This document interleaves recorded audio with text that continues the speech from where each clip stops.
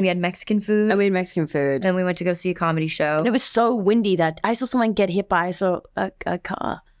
What? A bike or something. Remember I told you? Oh my I God. was like, and then this guy got knocked off his bike and they got into like a tussle. And then the car and it was chased after him. It was your first time in New York, My first time ever in New York was doing the show, and I was like, oh my God. Big deal. Crazy. You're bonded for life now, I think, after living that. Definitely. Yeah. They make you the mayor of the city after experiencing something like that. Do they really? Oh my God. The chief. I have a painting of him in my office, actually. You said you had a painting of me in your office. I had to take it down. I'm sorry. I had to. You have been replaced, my friend. I had to make because I have a life-size photo of Felix. Meghann, Millie, how are you both doing today? Hi, guys. Great, thanks. How are you? That's amazing. We're doing great So good. as well. You guys are so phenomenal in this show. We had such a fantastic time watching Sirens. It was so fun. Aw, you. thanks. You know, what we loved so much about the show as well is the relationship that you kind of have with one another. You both are from like different sides of the world, it feels like. What was it like building that relationship? It was really simple. It was really easy. We Yeah. just like hung out and on set, just spent a lot of time together. Yeah. And then it kind of just was like, I was really needy. I really wanted to hang out with Millie all the time. She had so many cool friends in New York. She was often busy with you them. sound like an asshole. No. Not. We did. We hung out. We had a blast. We went to a comedy night. We did. Yeah. That was our first That was hang. our first hang. We had Mexican food. And we had Mexican food. Then we went to go see a comedy show. And it was so windy that I saw someone get hit by a car. What? A bike or something. Remember I told you? Oh my I God. was like, that's great. and then this guy got knocked off his bike and they got into like a tussle. And then the car And it was chased after him. It was your first time in New York, my right? first time ever in New York was Yeah. doing the show, and I was like, oh my God. Big deal. Crazy. You're bonded for life now, I think, after living that. Definitely. Yeah. They make you the mayor of the city after experiencing something like that. Do they really? Oh my God. Another part of Sirens that is just so fascinating is how different each of your relationships are with Julianne Moore in the series, where like Millie's like, oh, it's such a loving relationship. We're going to share our gum with one another. And then Meghann, you guys are combative right away. So what was it like on set with her and having those very different sides of her in each scene? Yeah, it was really fun. I mean, it was definitely super uncomfortable for me to say some of the things that I was asked to say to Julianne Moore's face. I was like, you want me to call her what? But I think we both experienced her in the similar way, which is just kind of like she's so present and so professional and wonderful and warm and generous that she made it as easy as it could have possibly been for both of us kind of at every turn. Yeah. You know, like she does so much heavy lifting without making it look like anything is even happening. Yeah. She's a really great kind of presence in that way. Yeah. So I felt like she made it very easy for both of us to sort of fall into those places with her. Yeah. Yeah. Julianne Moore, and I just had to kind of be more. And I just had to be like, I mean, let me start again. Simone's relationship with Kiki is kind of reflective of like me with Julie. Like I'm like a younger, Swapping gum. They do that in real life. You want me to tell people about that? But I actually did have to swap to that was my first day with her, with the gum scene, which felt kind of funny. But yeah, I mean, she's just Julianne Moore, and I got to pretend to be kind of like inspired and obsessed, and kind of she's this aspirational kind of figure in her career and her kind of ethos, and like that's kind of life. It's like I'm a younger actor so I didn't really have to kind of reach very far, but as Meghann was saying, she just made herself so accessible and open that you didn't really have to do anything, which is great. You know, Meghann, for yourself, you're probably one of the only people that's ever had to keep the straightest face while listening to this generation's greatest song of all time, WAP. What was it like to just not sing along? I was so happy I didn't have to. Yeah. I was like, yeah.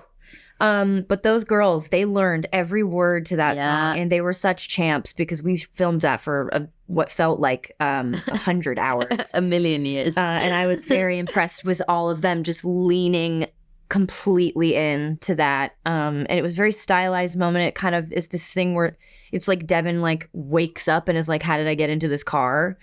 So I was really, really looking forward to how they were going to kind of, how that was going to end up cutting together and how that was going to feel to the audience.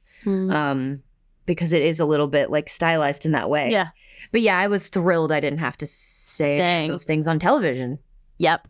Because, you know, once they put it on TV, it's out there. Follows you It's for there life. forever. Yeah. Millie, next time we speak, we'll definitely have to ask you about Catching Quahogs with Kevin Bacon if you have any tips for us. So definitely. Oh, you get a film them crew going. to put them already there, and There then you you go. catch them. Question answered for next time. There, though? No, they bought co-hogs and then just place them in the water. That's what you do. There you go. There you go. Thank you both so much for your time. You were both so lovely, and we just cannot wait to talk to you both again. And Millie, congrats on rapping on Supergirl. We can't wait to see it. Thank you. Thank you. Nice to meet you guys. Nice to meet you guys. Hey guys, how's it going? Oh, great. How are you? We are doing so well. We're so delighted to be speaking with you three today. We had such a great time watching this series. Glenn, Glad. we spoke to you a couple years ago for Blackberry in Toronto, Yep. and still a film that we absolutely adore. To this day. Yeah, so good.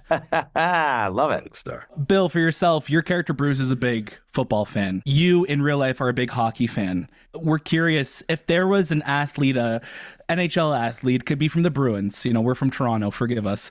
No to leaves, get you- though. We'll see how it goes tonight. I know. If there was a Bruins a player that got you to stay at an event that you did not want to be at, which one would it be? Current or in the You could go any era. I would probably say Derek Sanderson. Okay, Either Derek him. Sanderson or Johnny Busick. love that. Johnny Busick was my hero growing up. I grew up outside of Boston, and he was the captain of the Bruins in those, 70, 71, 72, when they won the Cups back then. And the Chief, I have a painting of him in my office, actually. You said you had a painting of me in your office. I had to take it down. I'm sorry. I had to. You have been make replaced, my I had to friend. make because I have a life-size photo of Felix. Oh.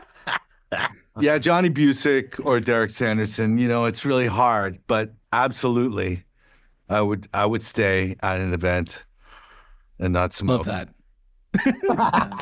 I feel like Jose has seen a lot of shit working over at Kells. Oh, yeah. Who did you love most about bringing this character to life? You know what? It was so I'm from the theater. I'm a theater kid. I grew up on the boards. And to watch, I just recently watched on the flight here, I watched a film called Anna Lucasta. I'd never seen it before. It's a film, it's a black and white. It's Eartha Kitt and Sammy Davis Jr., right? And long and short of it is that Eartha Kitt plays a woman who's been estranged from her family. She's working the shipyards in San Diego. She meets up with Sammy Davis, who's like a hustler sailor, and they come back and I'm watching the film, and then the family tries to get her to marry a rich guy. It's really kind of cool. It's just all about story. I'm watching the film, and it's all about story. And I watch, and I'm like, what is it that's making this old, classic, black and white film hold up after all this time? And I'm like, it's because I'm engrossed in the story. Yes, it's Eartha Kitt, and she's giving you her best, and Sammy is just his Sammy. But I'm like, Well, now you have to do a Sammy impersonation. You can't just do Eartha. baby, don't call me a baby. but the whole idea being that I was engrossed in the story. So I start reading this, and I know the play that this is based on. So I went back and I read LMNOP that Molly Smith Metzler based this show on, her theatrical production. And I started reading that, and I was like, I'm into this story. So that was fun for me to kind of get into.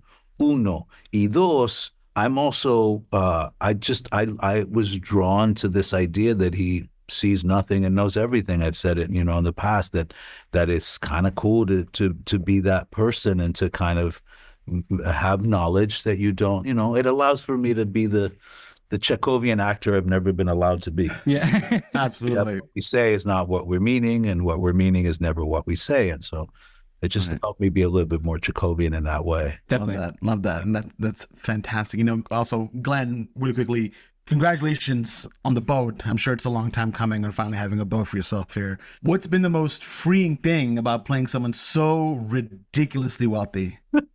Sorry, what was the question? What was the most? What's been the most freeing thing about playing someone so ridiculously wealthy? Oh, so you're not talking about me. You're talking about the No. I mean, the character. you I'm might talking be, about my but- wealth. Yeah. Not a huge stretch. No, I'm kidding. I'm joking. I don't know what's like freeing about it. I mean, I think it's fun is I don't often get the chance to play naive characters, and there's a real naivete to my character in this. Ethan, he does not know what it is like to have any sort of form of struggle in his life. I mean, even usually rich people are portrayed as having like difficult and complicated relationships with their parents. But at one point, my character's like, I didn't, I'm Millie's character's upset because I brought her father into the situation because they have a strained relationship. And I'm like, how was I supposed to know like that you have a strained relationship? I love my father. Like, you know what I mean? So this guy's never seen any sort of a struggle ever.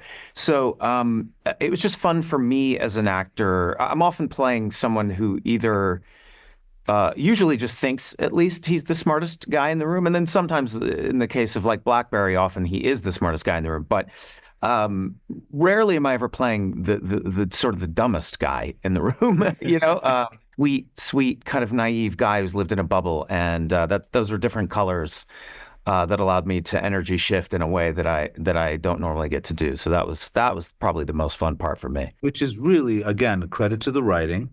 And a credit to Glenn to be able to see it and get into it and be okay with playing that because rarely do we get to see, and I know this because of a recent experience with the project that I worked on, rarely do we get to see what we think is a stereotype, and it's not. Yeah. Right. So for all intent and purposes, Glenn was put inside of a stereotype. Yeah. I was, yeah. Of which he wasn't. Mm-hmm. And that's just, that to me is always going to be engaging and entertaining, is that we think, oh, right, we were talking earlier and joking about the duckies on the jacket, but like, so you look at that and you go, oh, this is going to be this guy, and then he turns out not to be in that. Yeah, it's what we often Exactly. have to do as actors is kind of you play a little bit the opposite of what's expected, right? Mm-hmm. To give dimension to what would often be just an archetypal type of a character. You try to find those other dimensions, right? Like in a drama, you're always looking for the comedy. And in a comedy, you're always looking for the drama, or at least I am, right? Because you don't want it to you don't want it to be like just a one-dimensional, two-dimensional thing. You want to bring more dimension to it. To the three of you, thank you all so much for your time. The show is so fantastic, and we can't wait for more people to watch it. And Glenn, we can't wait for Always Sunny this summer. So all the best. Thank you. I appreciate it. It's good to see you guys.